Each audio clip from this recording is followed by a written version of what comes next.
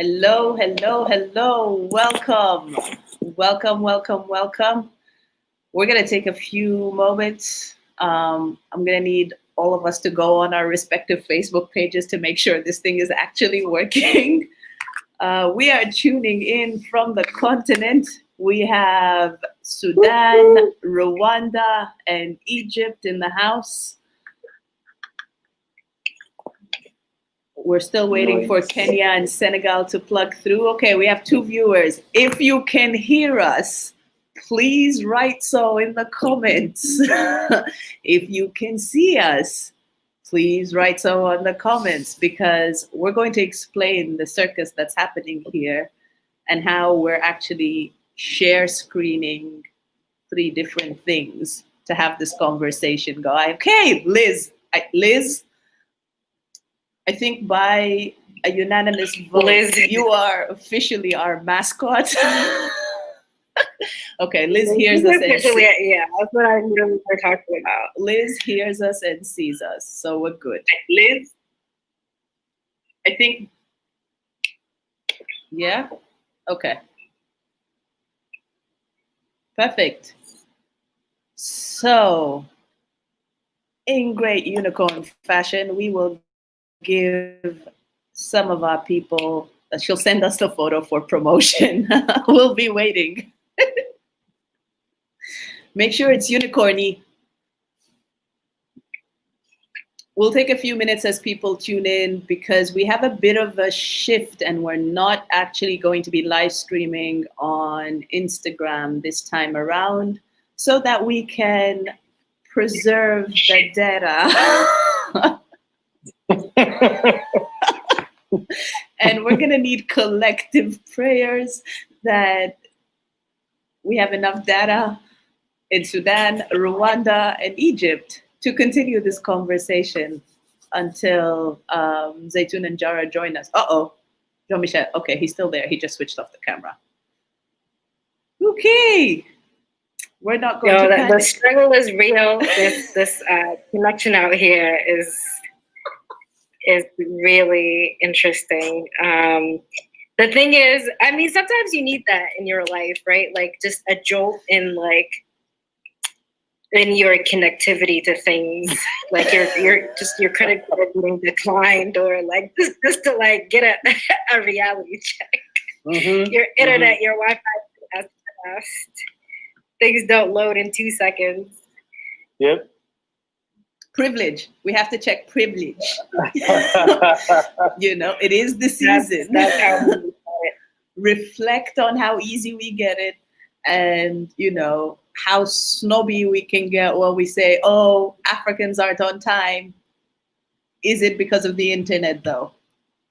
Mm. Or and the worst is, like, you have everything planned, everything is great. You're just sitting in front of the computer.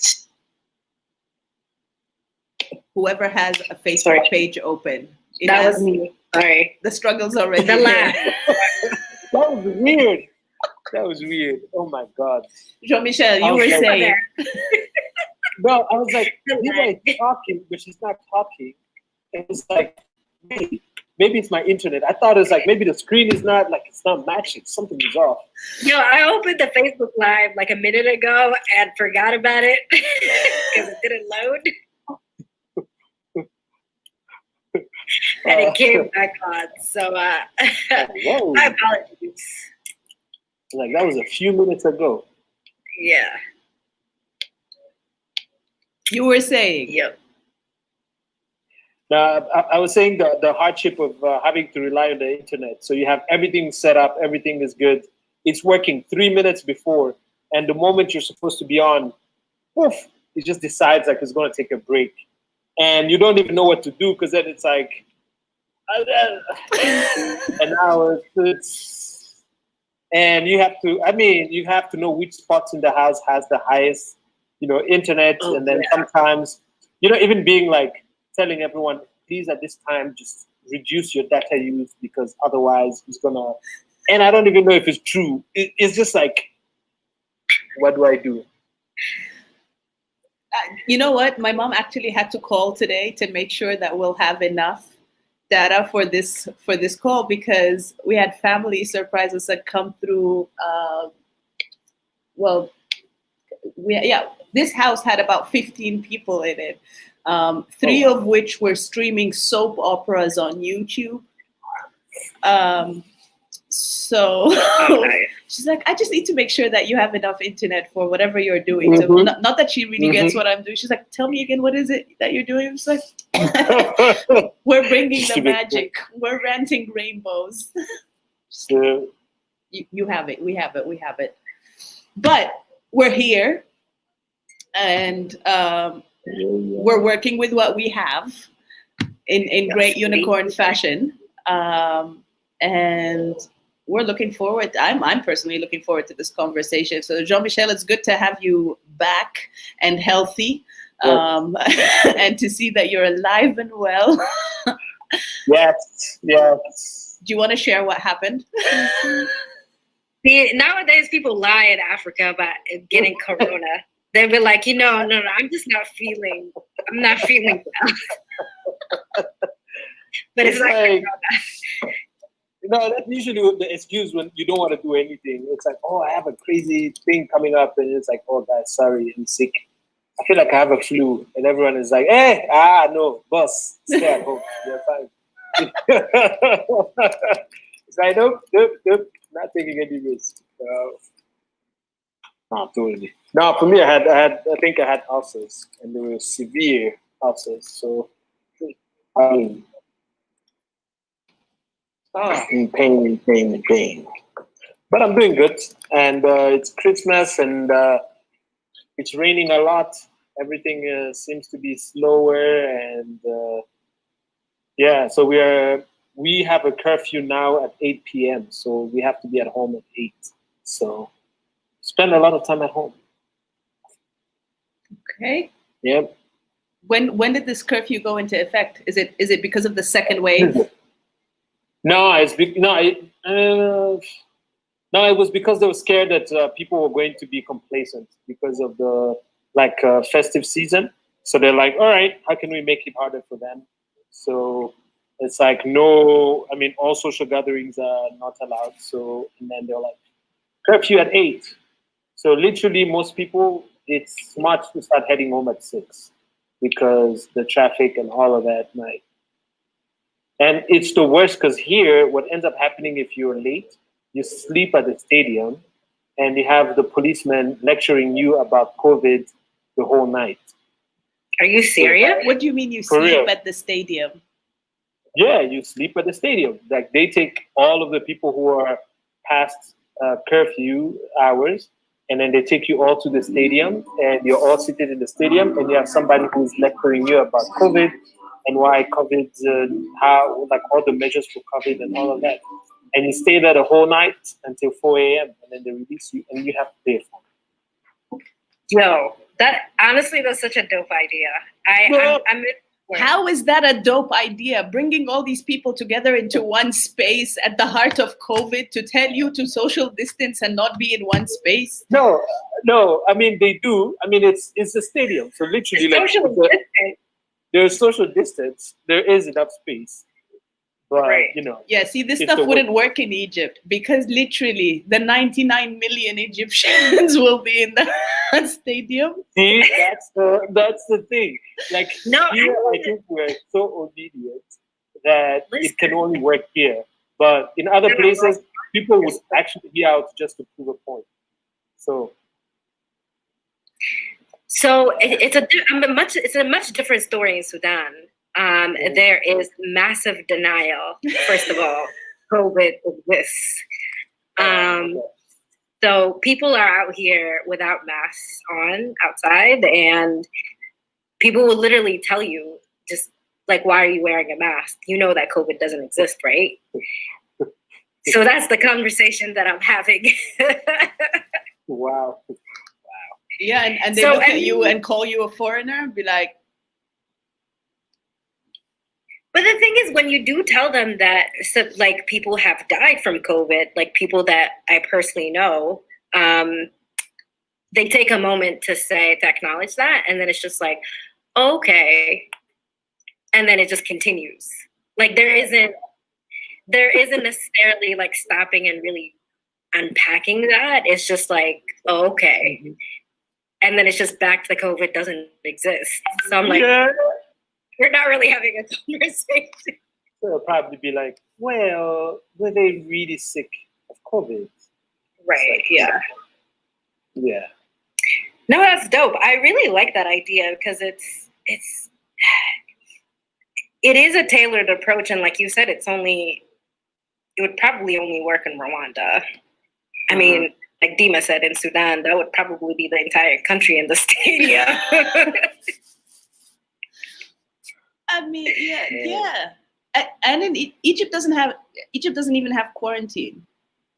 Like you get off the plane and you're encouraged to go shopping or go meet all your family, or you don't even take that forget the 2 weeks, you don't even take 2 days, because that's it's not something that happens. And you go out and you might find 5% of the people on the street with masks, and only 2% of them actually have the mask on correctly. Yes. Oh, here you get fined. You get fined. If you're in public and you're not wearing your mask correctly, you get fined. And that's like $10 or something. Wait, can we say that again? So in Rwanda. Yeah, if you're not wearing your mask correctly, okay, if you're not wearing your mask, it's like $25. If you're not wearing it correctly, it's like $10. And yeah, if you're caught having a party, I think the person hosting the party has like 200,000 francs, so which is like about $250 that they have to pay.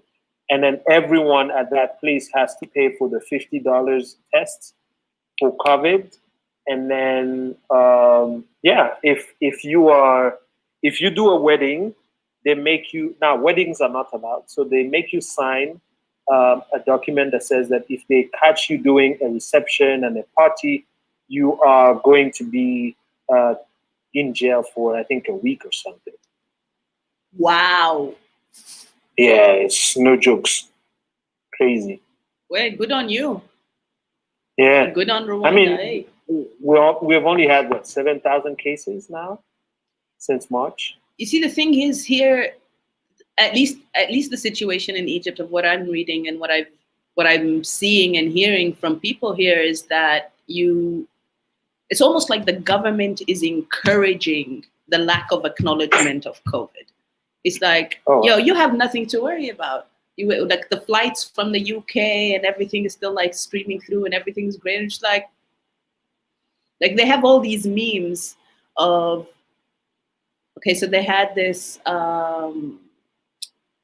Saudi Arabia, UAE saying, okay, all flights canceled from the UK.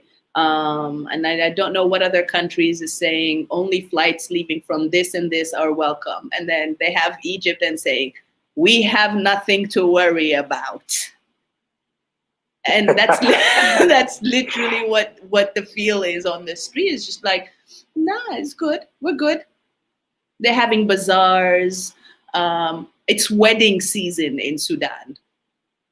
Like you're seeing people, you say you sign a document to not have a wedding? Nah.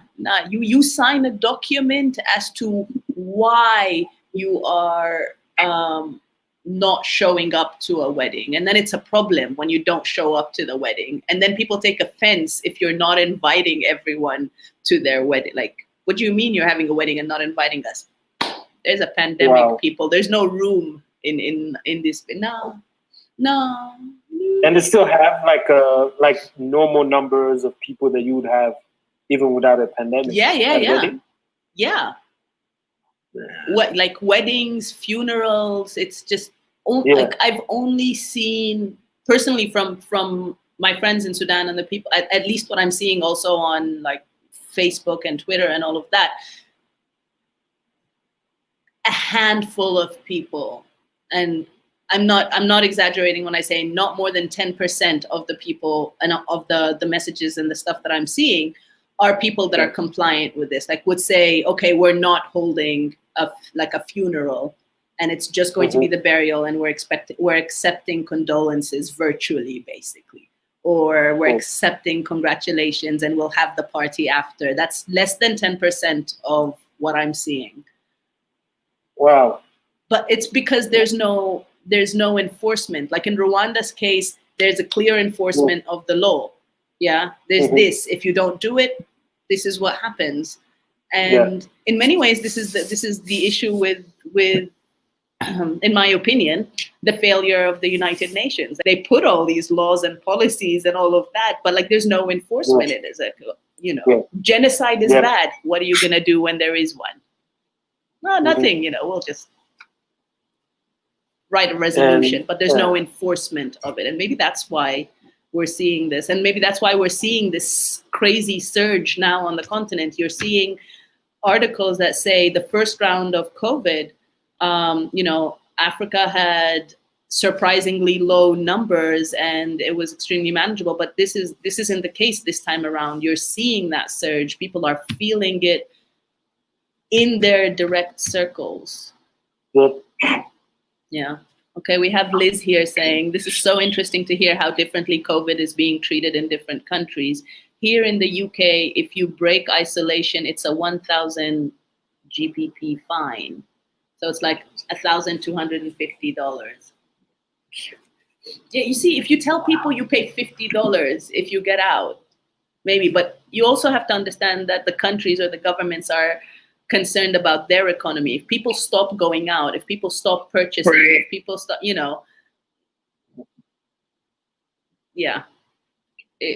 gets yeah, and that's a bad reality because, like, even in Sudan here, like you mentioned the weddings, like weddings are a really big deal, and like they're huge money generators because 1,000 people, like it's like a couple hundred people, like that's just normal. And they had to shut down all the wedding halls.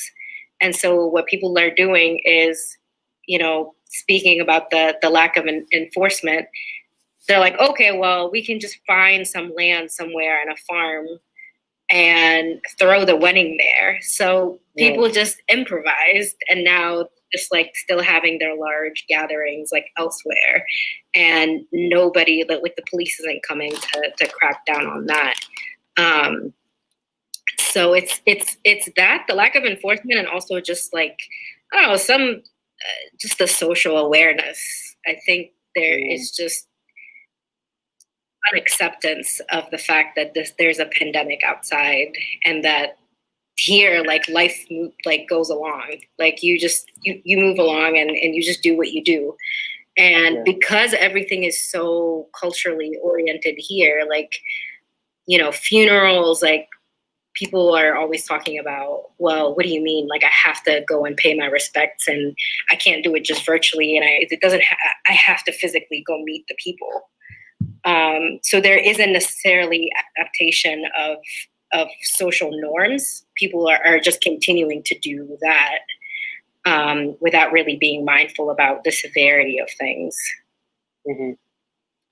But it's also like denial isn't just the river in Egypt, right? So we're aware that things are happening, but because people aren't or haven't been feeling them directly themselves, then it's not a problem. It's not affecting us, so it's not real.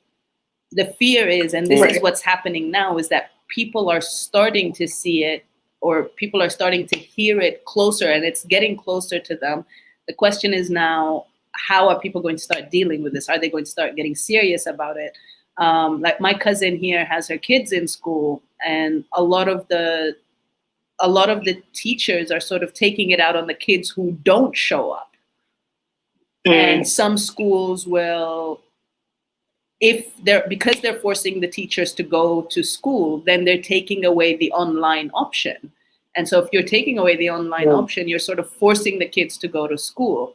And not all schools are forcing their teachers to go and get COVID tested before getting into the schools. And if they do, there's this thing here where if you go to get tested, you're more likely to get encouraged to not get tested and just take the medication. They'll give you medicine for a flu or for a cold, and they'll tell you just look after yourself and take some vitamin C's. But if you insist on taking the test, then you have to pay out of pocket because the government won't cover it, and you'll have to then pay for the medicine. Whereas they'll tell you,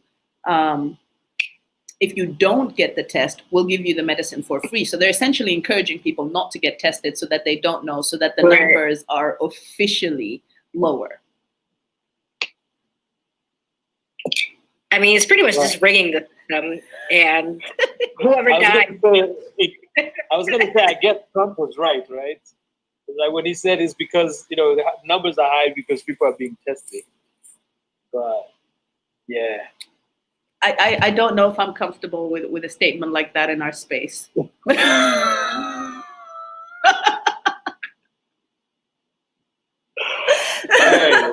just saying. Right. Well, here we are again, self-fulfilling prophecies and how we internalize all the stuff. But she's typing something, but I can't see it because if I do, then it'll distort the screen sharing situation that's happening here. So one of you will have to read it. I tried telling her on WhatsApp.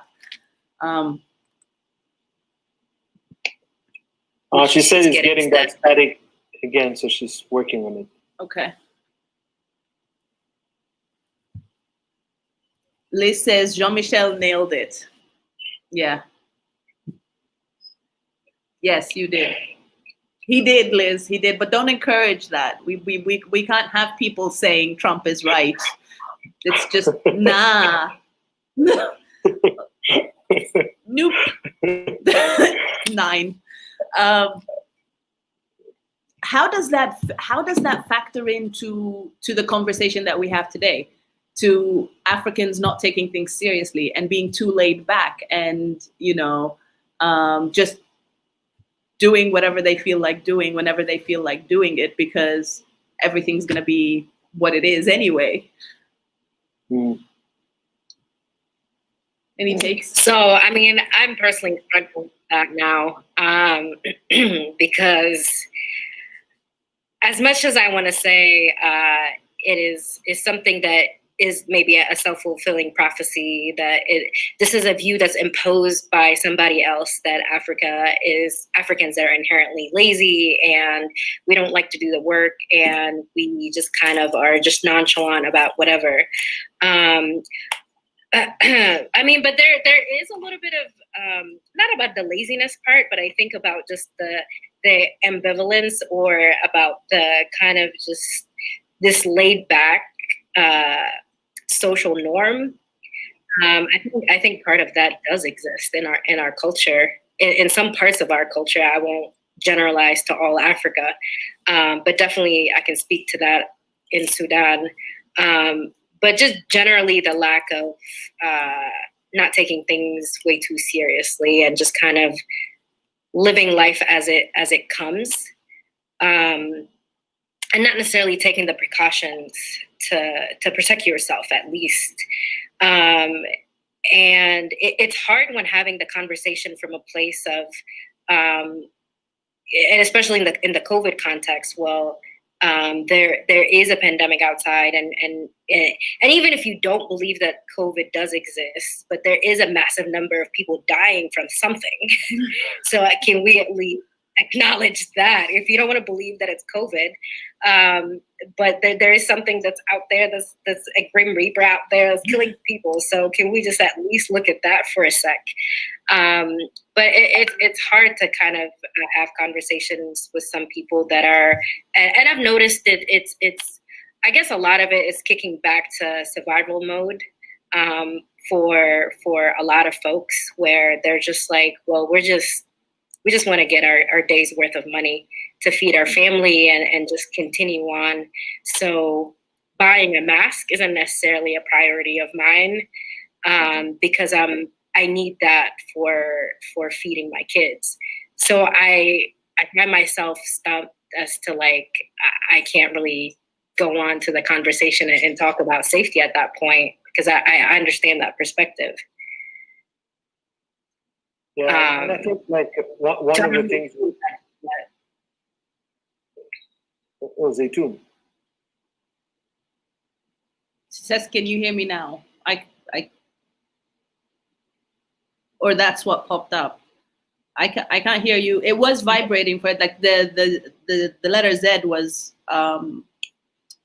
glowing for a bit. Can you try again? I am speaking. Nope. It literally has this screen. It has the letter Z, and then it has thought bubbles coming out of it. Can you try logging on from Chrome as opposed to or Fox or something that's not Safari? Okay, let me try again. Okay.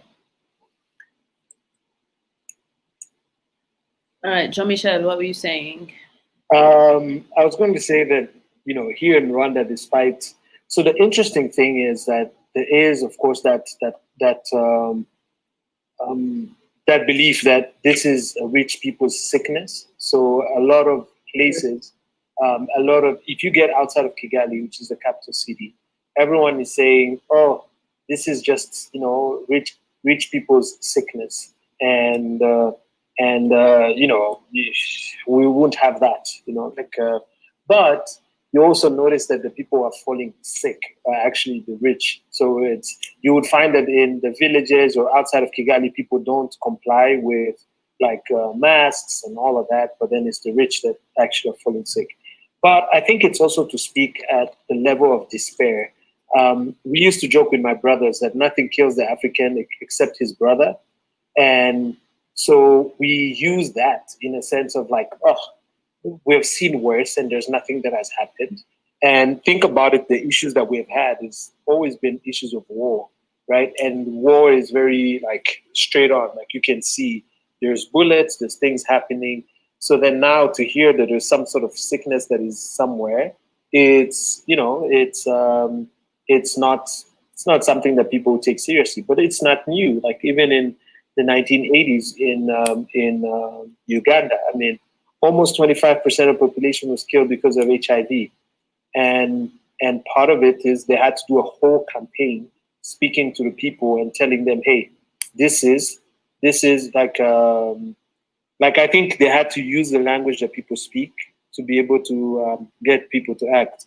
But I don't know, man, I always find I think there is, so on one side, I've come to appreciate the laid back attitude that Africans have.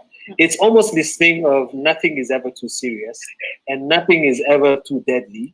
And then you also get on the other side, on the West, I'm like, no wonder people are dying of anxiety in the West. Because you come here, you come here and you're like, oh, hey, chill, relax. Yeah, it's people are so nonchalant. It's insane. Yeah, it's here, you can, for example, here, simple thing. It's you go to a restaurant and you honestly feel like you're doing something bad because you're asking for food. Guys are like, hey, bro, chill, it will come. So literally, it becomes normal that you sit for 2 hours waiting for food that probably comes and it's going to be cold. And on one side, you're like, well, but on the other side too is maybe we're encouraging sometimes that attitude, right? Here in Rwanda, if you come, it's going to be crazy. Nigerians come here and then they say in Rwanda, you guys are not hungry yet.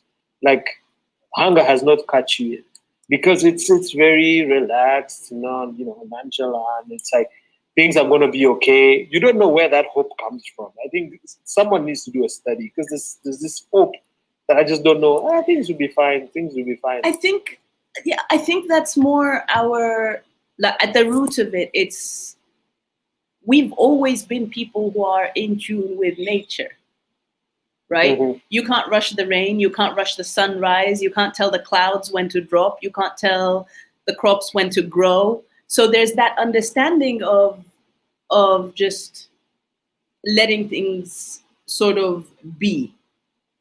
Now, the trouble or the risk or the challenge is when we become complacent, when we start taking that as an excuse, when we start taking that as a hanger to not do what we're supposed to be doing. to at least not do our part. You know what I mean? It's like when we're having an event, for example, and this was a struggle at Towson with the ADC, the African Diaspora Club. If we're going to have an event, we need to advertise the event 2 hours before when we actually want to start the event, to actually start the event when we want to start the event. Because everyone's be like, it's African timing. No, you know what? This conception that Africans are always late. Like, when Africans were so ahead of time that people had to come in and take what we've done and take our people so that they can do it again abroad. So it's not about us being late. It's about us being in tune with divine timing and understanding certain things. It's the problem comes when we start taking the piss, when we start taking advantage of that and being like, well, we can just say this. So we'll have an event and be like, oh, it's okay. And the bigger problem is when you start seeing our institutions, our so-called, no, I'm not going to say leaders, our misleaders come up and say, oh, we'll have an event at the African Union and it'll start an hour late. And then the ambassador will arrive an extra half an hour late after already being an hour late to be like, African timing. No, you are a representation of Africa. You can't come up and say this is African timing, because then you're not giving the history behind where did this come from?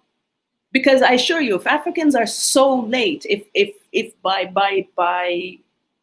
our composition, we are lazy people, we are late people, we wouldn't have these pyramids, we wouldn't have these legacies, we wouldn't have had the knowledge that we've had that compelled people to come and take our people from the continent to go and show them how it's done, or to get it done for them. So I really want, like, right. We take that and then now we start being, for lack of better terminology, so nonchalant about it. And then we get angry when we hear our own people saying, oh, we won't work with Africans because Africans don't get serious about their things. Or, oh, we won't deal with Africans because, black man time. Or people can't do things. Or people can't say things. Or, people will say things and not follow up on them. Yeah, and that continues to be okay because we're not calling each other out on it. Z, I heard you get like we have accepted. Do you say can you guys hear me now? Yes. Yes. Yes. Alhamdulillah. Alhamdulillah. Oh my God. So there's on the Kenyan side, there's another aspect of this African timing that I've come to see a lot with my work, and that is people show up on time where there's money. So there's a habit where, and even then, I don't even want to say, we even now classify white people. Typically, there's, for example, if one of our partners, let's say, is this huge donor, and that's a donor that we know we get good money from, and then there's a smaller donor, both from white majority countries, but we place better value or more value on the donor that's giving us more money, although we should be holding ourselves responsible and accountable to both equally. The one with more money is the one whose meetings we show up to more on time. Actually, 30 minutes before even the meeting time, we're already sitting, waiting and testing out the connection for the Wi-Fi, trying out different things. Meanwhile, the smaller donor, where we get bothered by the fact that they've even asked for a meeting. And then that's the one where, in fact, you use Wi-Fi issues to your advantage, just to, cut the meeting short as you can, because you don't want to talk too long to this person because they're not really that important to you, even though that dollar, is equivalent, is the same in terms of value to the beneficiary that you're supporting that project with. So I think there's also that component where, like you said, Dima, we can be better, and we show ourselves, we show moments where we are better, where we do in fact show up even before time and set an example. But we do it when we think that there's an advantage there for us, or that there's a direct benefit. It's not a discipline factor. It's just simply, if I do this, I'm more likely to get more money out of it, or I'm more likely to portray an image that is not really something that I might actually define myself with, but this person just needs to see that image for me, with me, so that they can be able to give me more money. Which is disappointing, because if you showed up on time, even before time, to this one meeting, then you can do it for all the other meetings. But it's only because there's this particular image that you've built for this particular person or this particular partner that you don't think is relevant or as important with other partners. So you go back again to just being your casual self that doesn't really value time and other people's time, not just your own time, but other people's time. Then I think there's this other factor, I think, on this self-fulfilling prophecy great overall theme is the belief in God. While it has held us well here in Africa, it's also the fact that it's also one of the things that's making us take a back seat in terms of how much initiative we take as Africans. Look at the COVID situation, as we've discussed. I mean, just within the Somali community, which is the community that I work with directly within our programs. I mean, the first response that you would get, oh, that thing, yeah. I mean, if we're gonna die, we're gonna die. It's as God as it's the way God has written. So forget about that whole, you need to wash your hands for 20 seconds at a time. This person's pretty much told you they're ready to go any day, even if it's COVID or, a car accident. They're ready for it. The other thing is somebody telling you, I am facing this difficulty, or poverty is something that's been written for me by God, so I should just be patient. And to them, being patient is waiting for that handout. And we're talking about somebody who might have 100 camels, a pastoralist who might have 100 camels. They see that they're in a drought season, and I'm just referencing my work experience just to sort of put this into context. But we have drought, and these drought experiences are increasing. They're happening more frequently, and they're happening for longer periods of time. And so you'll have these pastoralists whose animals are dying, literally dying away. And when you tell them to sell some of them off so that they can be able to keep that money in their savings for food, for water, for their children's education, they say back to you, whatever God has written will happen. And if I remain patient, I will only win. Yeah, you can remain patient, but you also think strategically, this animal of yours isn't going to make it through this drought. So you can either benefit from it, which Allah has blessed you with, or God, how one sees him. So why don't you actually just sell them off and get some money for it for now and be able to survive through this drought? You've been given the means by God to be able to do so, but they'll just let those means die away, because to them, belief in God is sitting back and doing nothing. While in fact, belief in God is understanding that you have the ability to be able to do something, and then the rest, what is out of your hands, you leave it to God. So at least you make sure that you've covered your bases, and then the rest you leave it up to God. But to them, it's let's leave it up to God entirely, and whatever he brings my way. So you literally have someone asking our organization for assistance. Meanwhile, they have a whole herd of 100 camels, 50 cows. It's just like, my friend, are you truly a needy person? But they've defined themselves as a needy person, and they've just fallen into that whole system of, this is how I want to live my life, or this is how my life has been written for me. And I've just programmed myself to continue believing that this is how it will continue to be without me having to change anything about it. Well, it's again going and picking and choosing how we're going to internalize or project or apply certain concepts. Again, with being late. Well, like you said, we know we can be on time, Because when we've put all that money into a plane ticket, I won't talk about, donor meetings or work. We put money into a plane ticket, we won't miss that plane. We'll do everything we can. We'll break every traffic light. We'll go backwards. We'll reverse on a highway. I've actually seen people reverse on a highway to go back.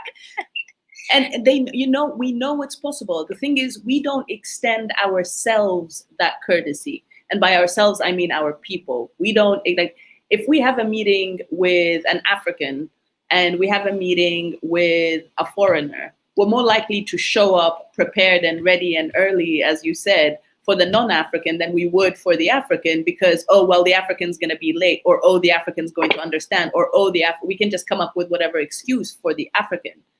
And it's the same thing with understanding or embracing this belief and this reliance in God, where, yes, God has provided us with all we need at every single stage of our lives to reach the next level, because the plan is there from our birth to our death, essentially.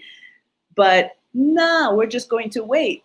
But when something we don't like comes our way, then all of a sudden God's not on our side, and all of a sudden God won't do it, and then all of a sudden God's not listening to the prayers, and all of a sudden we're trying to find other ways, like God won't see that, or God won't see what's inside our head or inside our intention. Like in Arabic, there's the difference between these two things is tawakkul and tawakkul, and they're the same letters. It's just two letters are switched. And one of them is understanding that you do your part and leave the things that are outside your hand, outside your control, to God. And then the other one, which is tawakkul, is basically like, I'm just gonna wake up. And not even that. Like, if God wants me to wake up, I'll wake up. Like, they won't even put the effort to set the alarm. If I'm meant to wake up on time, I'll wake up on time. you know what I mean? And it's just, it's that.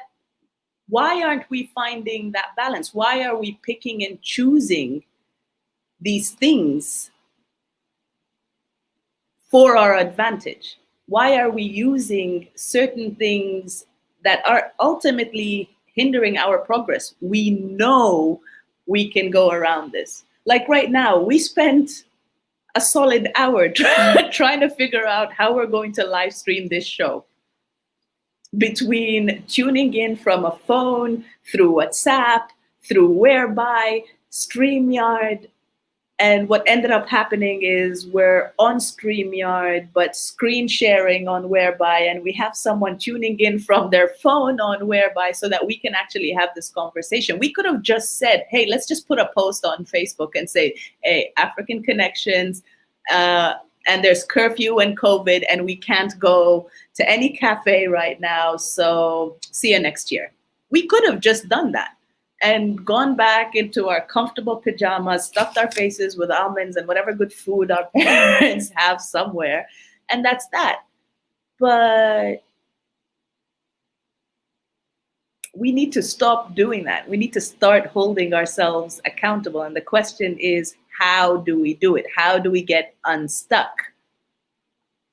But it's also about setting a standard that is higher for ourselves. I think I don't know where we have gotten this mentality of, oh, everybody treats us like anything, therefore we'll accept it, right? Because the same way you would not accept, like, there are certain things that I would not accept. So, like, why should I accept it? Because I think so I'll tell you what I want to say. What I wanted to say is, like, when I came back here, when I came back to Rwanda, I think that was my biggest disappointment, to be honest. Like, I thought that the hardest thing was going to be, I came in with a lot of passion saying I've learned all these great things. And then I get here and I'm like, no, like, I don't even have to worry about anything that the West says or anything the West does to us. It's like, that's a fight in itself. But for me, my thing was like, no, man, like, no, we are plain out mediocre. It's just like that. It's, I would work with certain people, and even the ones that were considered to be intellectual, I'm like, no, my guy, no, you have to do the work. you have to do the work. Just because, like, I was working in an institution where they will have researchers. They wanted to have local researchers, and they'll give them all these funding and all of that stuff. And then you would find that they do mediocre work, and I'm like, that's an insult to us. You can lie to anyone else, but we don't bring that excuse of, well, here we don't have this, we don't have that, just because we want to cut corners. No. Like, if you're gonna pull up, we gotta, like, there needs to be a higher standard for ourselves. And unless we have that, we can complain all we want. But we're gonna be in the same place. And when there's no accountability, we accept everything that is mediocre. We know what it takes, but we want to give lower. Then hey, come on, that can't work. The issue is, we know, the thing is, it comes when we know we can get away with it. Yeah. And it goes to what we were saying earlier when we first started this episode, is that we really need to check our privilege. We need to, like, just because we can get away with it doesn't mean we should do it. Like, sure, we could have gotten away with canceling this episode altogether. Doesn't mean we should do it. We could get away with saying Africans aren't serious about work, or if we do a project, nothing's going to be on time, or people aren't going to show up, or it's going to be done last minute, so it's going to be mediocre. But why don't we try? Why don't we start? And along the way, let's be honest, this African Unicorn platform altogether was just like, okay, let's talk about it. We talked about it. Let's start this. Okay, we started it. It's like, is everyone here? It's a struggle, but at the end of the day, we're doing something, and we're holding each other accountable here on this platform, between ourselves and publicly. And in us asking these questions, we're triggering others to do the same. And so I think at this stage, I'll also ask people who are tuning in to share with us if you've ever heard, or if you've ever thought that, no, Africans aren't serious, or we won't work with Africans, or Africans are lazy, or given the chance, you'll rather work with a non-African as opposed to an African. And in the meantime, as you start responding, I'll read some of the comments. We have Yafet Girmay. What's happening, unicorns? The good old African internet. Yes. Great. It's been solid so far, so we're not going to complain. Myron. Hey, Myron. Okay, I'm looking forward to this comment.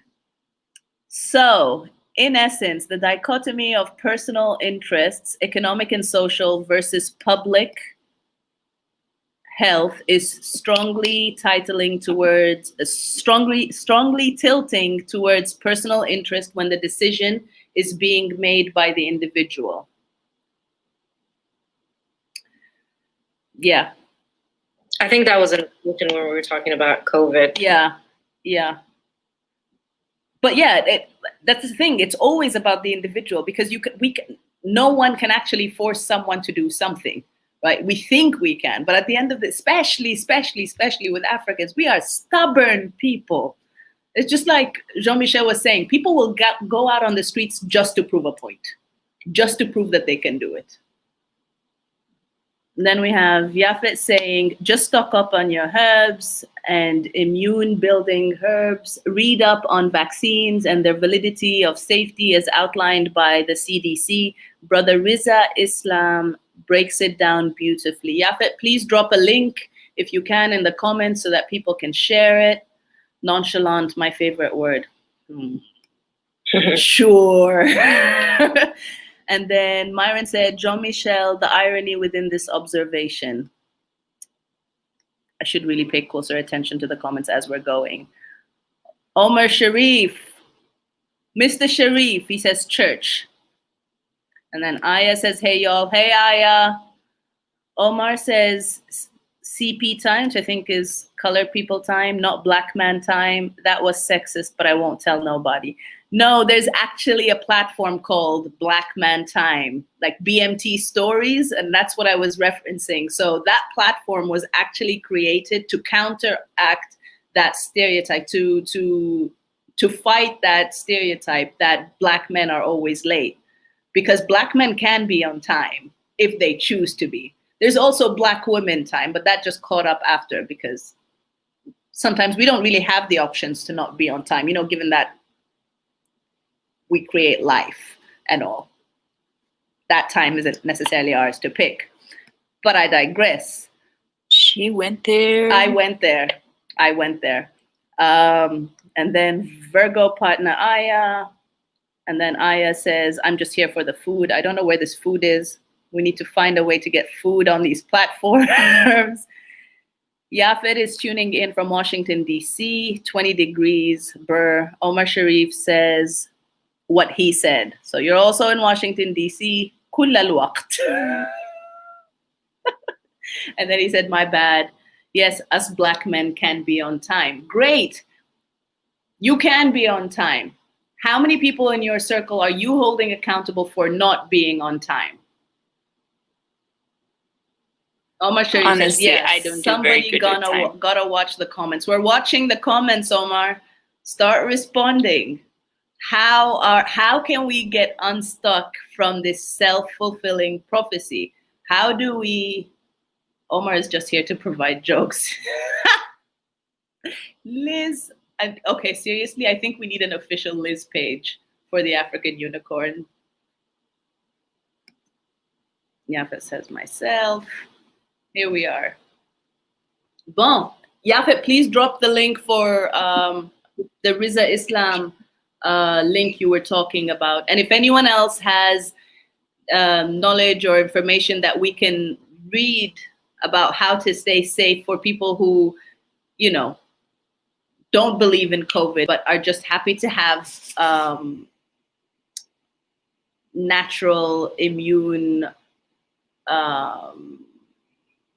building foods that we can at least try and help in that respect, please share it. In the meantime, we were talking about fighting this. Ines, so back to we mentioned accountability a few times, and I think that coupled with the lack of governance is a dangerous recipe within this African context. And just as we're talking about the handling or mishandling of COVID throughout Africa, and kind of comparing the Rwanda model, for example, to Sudan, where it seems like in Rwanda, it's very much structured, and there is a system out there that is enforcing that. But in Sudan, it's kind of, that's just not happening. And that goes to every single level in terms of just the life, in terms of how life is just lived here. And just something as simple as traffic, for example, and traffic rules and abiding by these traffic rules. The lack of enforcement is actually encouraging people to, you can just go and do whatever you want because you can get away with it at the end of the day. And as much as I'm a law-abiding citizen in the US, in terms of, I would never run a red light because I feel like it, or because I'm in a rush, because I know there are certain consequences in place, first of all, and there is obviously the safety piece. But if you're talking about somebody who's only concerned about, let's take the safety issue out of it, that you're not running the red light, just, accidents and people getting hurt and all of that. But if somebody's mainly concerned about consequences, and you can get away with it, then what's stopping you from running the red light? I'm not gonna lie. I mean, I'll admit that I've run 2-3 red lights in the past couple of days. But I mean, there's literally nothing here that could deter me. There's no deterrence, right? And I think that essentially feeds into this larger system here at every level of life. I mean, where is the structurally the governance that we have in place that we can really just fall back on and say, we have this system here. Let's check whether it's working. Do we have certain mechanisms in place to ensure that our society is functioning the way that we would like it to function? And the answer here in the case of Sudan is no. I mean, we're still trying to figure out how the country is governed, or who's governing the country. We're trying to figure out so much, right? So like, while we're trying to do that up here from like, you know, a governance perspective, people are doing whatever they want to do, and they're facilitating and going about their life in a way that suits them, because there are no checks and balances in place. And I think accountability is one that is just not here, unfortunately. Yeah. Yeah.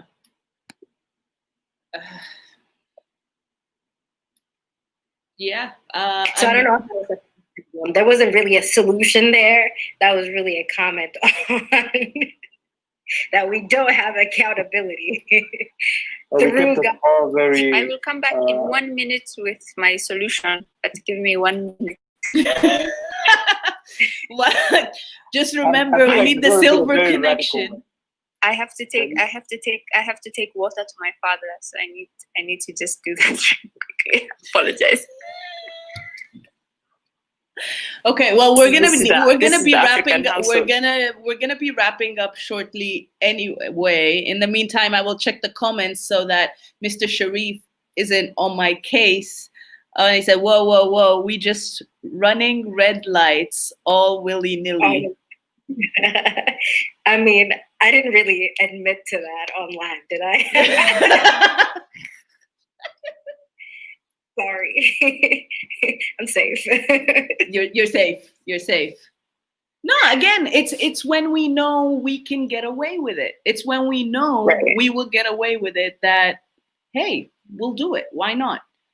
And it goes back to it being on us, because we have to, one, check ourselves, and two, lead by example. Like, we can't expect people to be serious about certain policies or certain laws or certain rules or even just certain principles if we're not doing it ourselves. We can't expect people to tell the truth if we're lying. It's just, it doesn't make sense, you know? Right. I'm trying to look at this. There was this post earlier, and I can't find it right now, so I stop distracting myself. Thank you, Yafet. Okay, so in our comments on our Facebook page, if you're not following and liking our page already, please follow, like, and share our page. But in the comments for this episode, Yafet just posted the link for the breakdown for the vaccines along with doctors and so on. Thanks for that. Now, to wrap up, we talked about accountability. What do we want to leave people with as we wrap this conversation up, as far as getting unstuck, as far as giving ourselves the respect to not accept mediocre? Well, I'm kind of interested, Jean-Michel, sorry, I'm going to put you on the spot, but I'm kind of interested to see from your experience and kind of going back to Rwanda and coming in with all the ideas that you had back from the US and setting up I Debate Rwanda and trying to get people motivated about it and shaping young leaders' minds. As you do work with the youth, how did you end up solving that? Or how did you kind of shift certain mindsets and getting people motivated or held them accountable, I guess? Well, I think for me, it's like, it took me a while to be able to understand the reasons why, for example, I was not able to get support. Because at first I thought, maybe this, maybe, and then I noticed the problem was I was telling people, hey, we can really build these kids, and they can go against the best teams in the world, and they would be as good as them, if not better. And I noticed that actually the reasons why they would not support is just they didn't believe it was possible. So you were telling them something that is just think, yeah, nice, but it doesn't work. So for me, I think my biggest strength is also my biggest weakness, is in the fact that I'm just a rebel. So I'm like, I'm going to prove to you that this can be done. So I literally, the one thing I love about working with young guys is that you just tell them, hey, trust me, and you're going to hate me, but you're going to love the results. So I took a kids and I said, I'm going to invest in you, but you're just going to hate me in the process.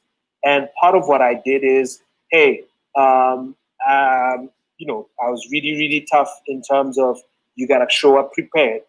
And then secondly, you know, for example, when I take kids to the US, they go through a 9 months training, and we start training at 8 a.m.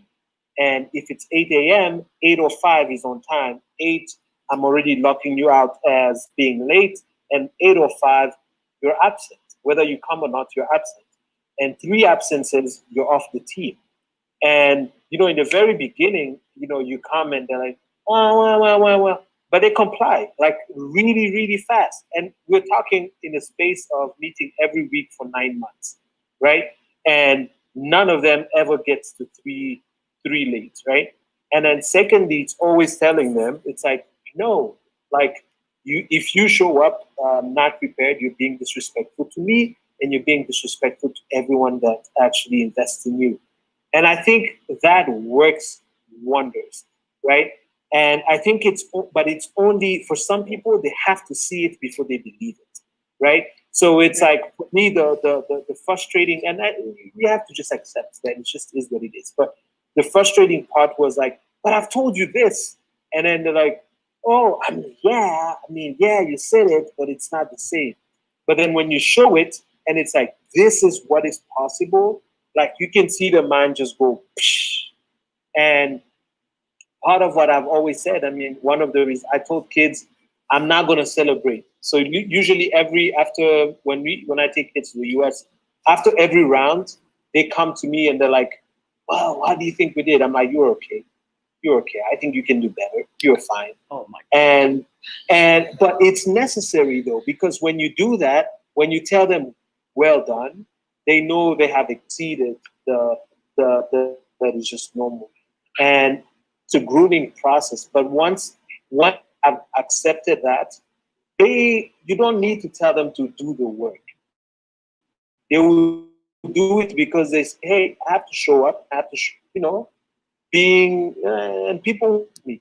And part of what, I would say it's the biggest joy of my life is to see a 16-year-old kid who stands up and she's debating against any, University of Miami or any other, and they feel they have the right to speak just like everyone else.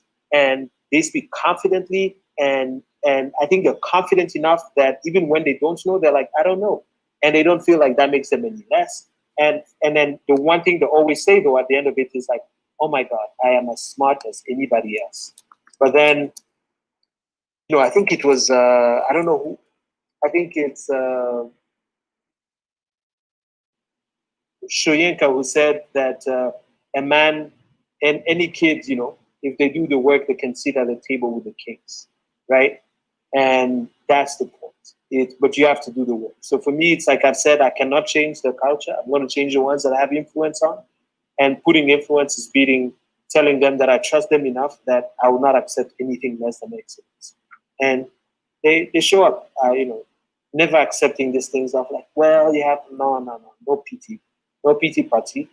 It's, you got to do the work. And it works wonders, I would say. But it goes to the enforcement, doesn't it? It goes back to Yep. the enforcement. Like you set something and you were ready to follow up on it, even if it meant Yep. that every single student, every single person on your team decided they're going to be late, then every one of them was going to be marked absent. You were ready to do that to make that Mm-hmm. point.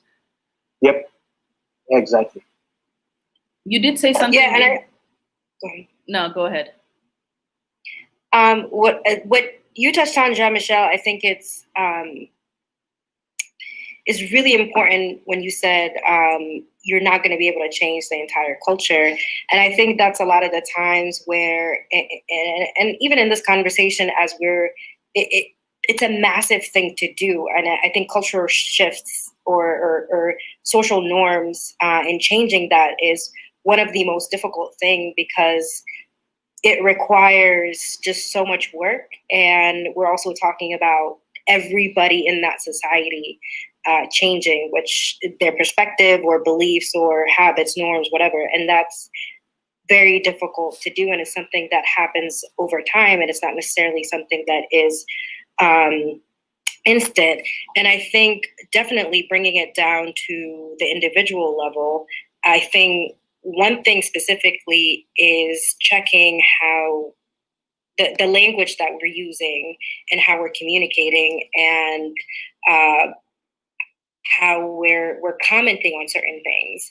And you know, we mentioned earlier that, for example, the delegation showing up and saying, well, this is just African timing in a very important international meeting. And so, you know, what are you actually saying? Are we accepting this view that Africans are always lazy, are always late, are people that don't necessarily respect time, and therefore, when it's convenient for you, you're going to use that as a crutch and as an excuse to excuse your behavior, essentially.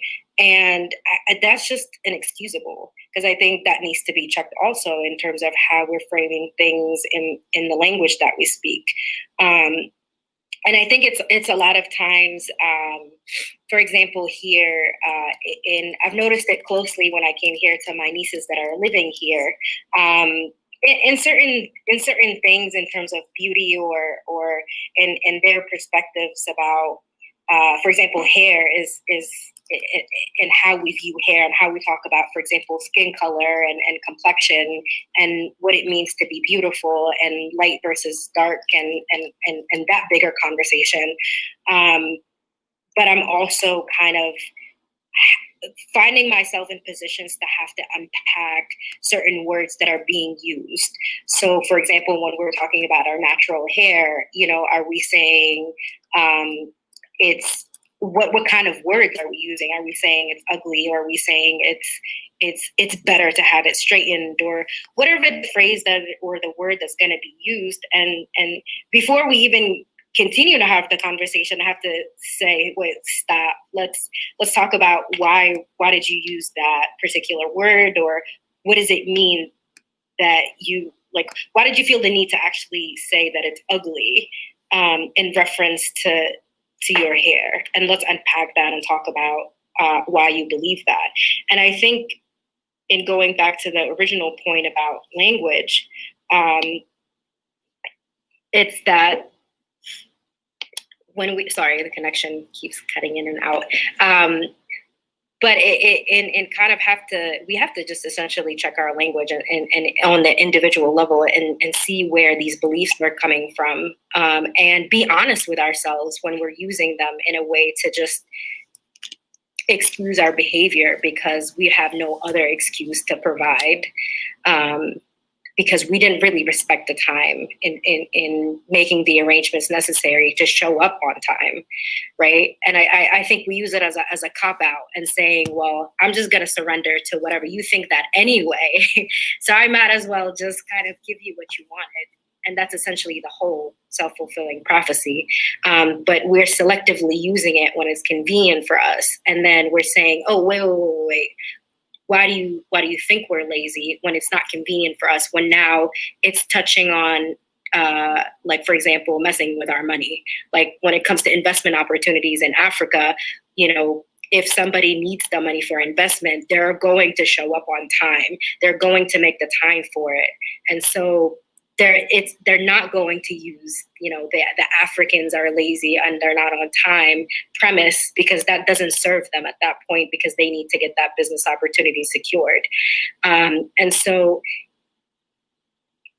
you just have to be really honest about it in terms of how individually we are addressing it. Mm-hmm. And that's really the only thing that I could say. I mean, even down to this platform here, like having this discussion and trying to explain to some of the elders that we're having this conversation on a platform. Yeah, what's that going to change though? Like what, you just log on and talk? We talk about it. And we talk about it. Like, yeah, but what is that going to do? Well, first of all, we're going to be holding each other accountable in these conversations where we can say, no, this is what we do and this is how we go around it. But also we learn from each other's stories. We learn from each other's experiences. We ultimately recognize that we're not doing this alone. So when I personally left the US and packed to go to my village and everyone was like, are you crazy? Like, I don't think I'm crazy. I mean, yeah, sure, a little bit, but not in the way you think I'm crazy. But you know what? I'm going to take ownership of this crazy because you're going to think it anyway. And I'm going to show you how good crazy can be. And then I'm having this conversation with the Center for Africa volunteers. And I'm like, oh, actually, I think there's someone who should be on this conversation, which is when, reconnect with Jean-Michel, and Jean-Michel comes and he's talking about what he's doing in I Debate Rwanda. And he's saying, this is exactly what I did. I took the fact that no one really believed in what I was doing and people laughed me out of rooms when I would pitch this thing. But I took ownership over that. And I'm showing people that it can be done. And it was the same thing in starting Africa Week 2020, when we said we're going to have the largest, longest virtual family reunion of people of African ancestry on the web. And be like, yeah, no one's going to show up. And then in 1 week, we get over 44,000 people coming into one space just to learn about each other. Yeah, when someone tells me what's a conversation online going to do, it's going to get 44,000 people together, understanding one thing. We might not all agree on it. We probably won't all agree on it, but at least we're all having a similar conversation. At least we all know what we're talking about or what we're doing. Those 44,000 people will then take it. And if each one then takes it to one more person, that's a ripple effect. It goes back to us starting with ourselves, us knowing what we know to be true, what we are capable of, and doing that. And doing it to the best of our abilities, and knowing that we are doing everything we can as far as that one thing goes. It may not make sense to everyone else. It may not make sense to people. We probably will get laughed out of rooms and, looked at as crazy from our parents and our elders and everything. But at the end of the day,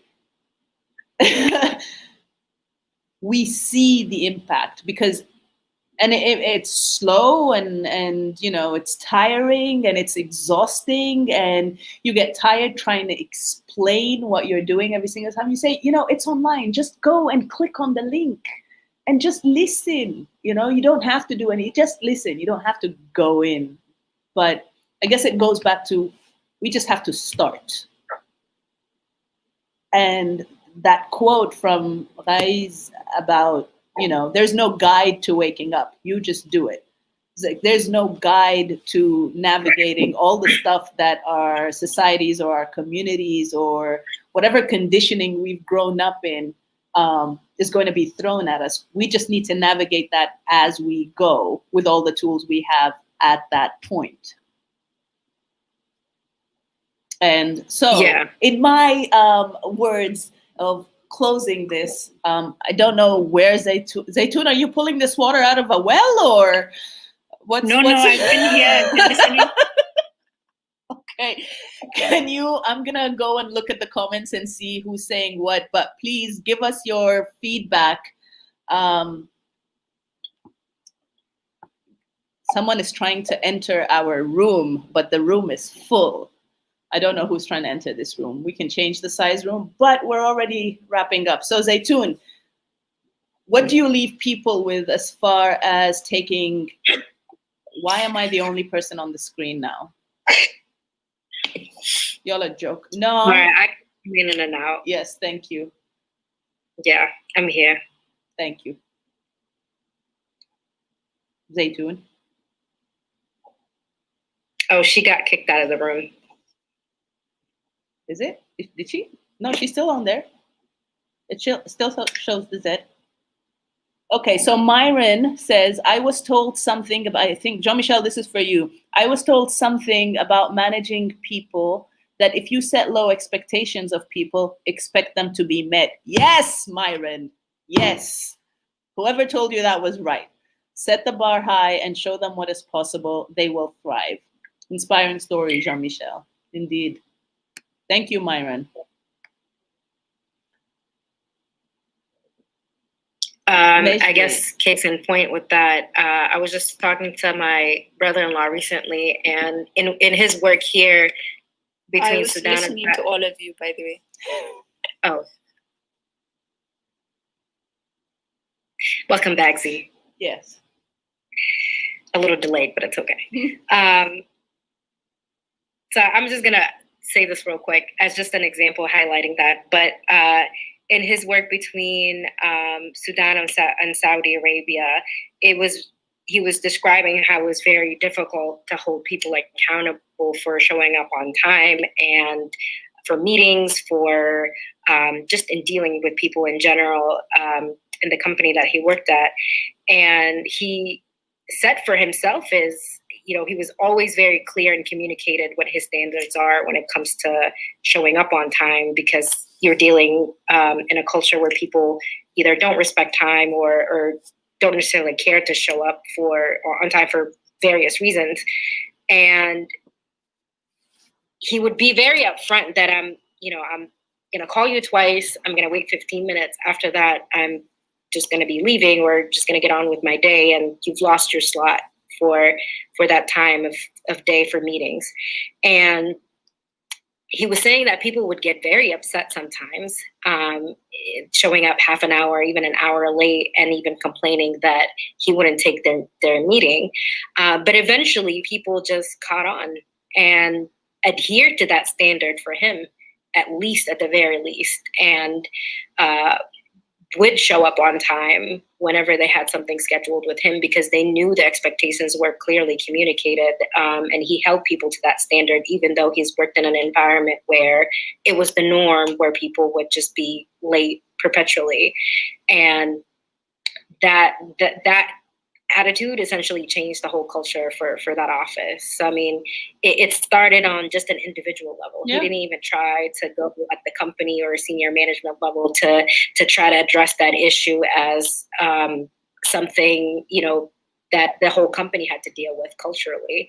But he just did it himself, and people responded. One person. So yeah, the ripple effect is real. The ripple effect is real. We have a message from Jean-Michel saying, guys, my internet is off. Rwanda's down, y'all.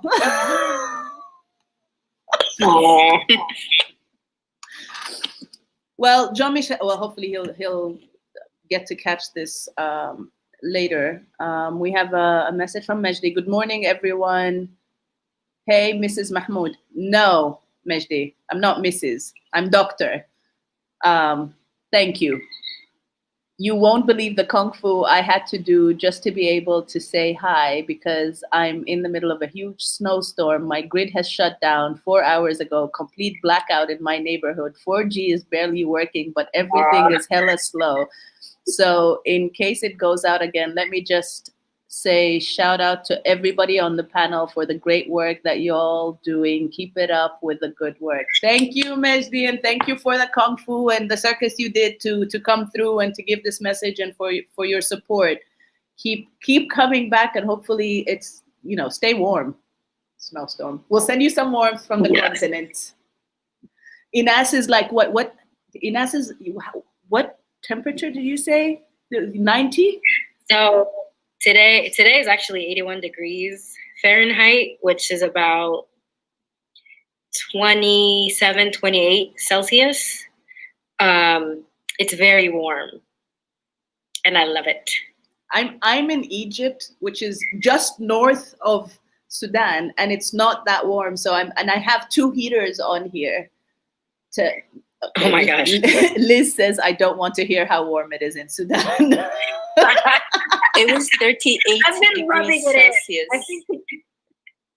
What's that, Zaytoon? It was 38 degrees Celsius at my grandma's. Oh my hometown. gosh. Yes, I don't know how I survived the past 5 days, but I made it out. The sun didn't even warm up; it just rose at 38 degrees. Like the sun rose at 38 degrees. It was boiling hot. It's about like over 100 degrees.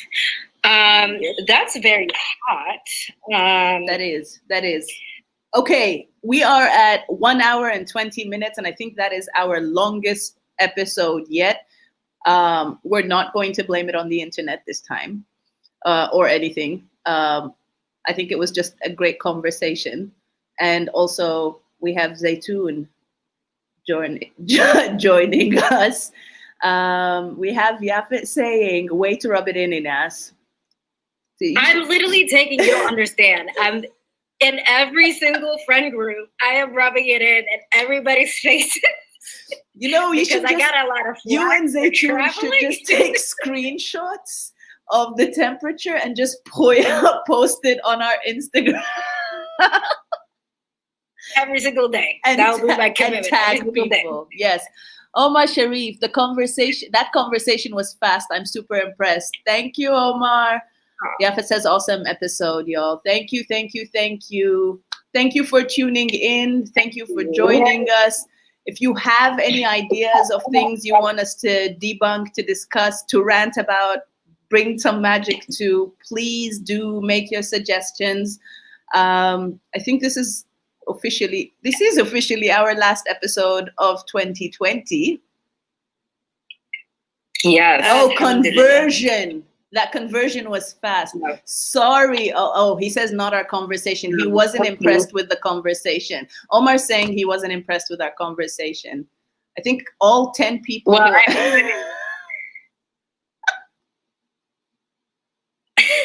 growing up on the metric system will let you do that pretty quickly. Yeah. I guess. I don't know. I'm proud of you, Inas. Or that I'm Liz, great Happy New at Year math to you because too. I'm around a math teacher all the time.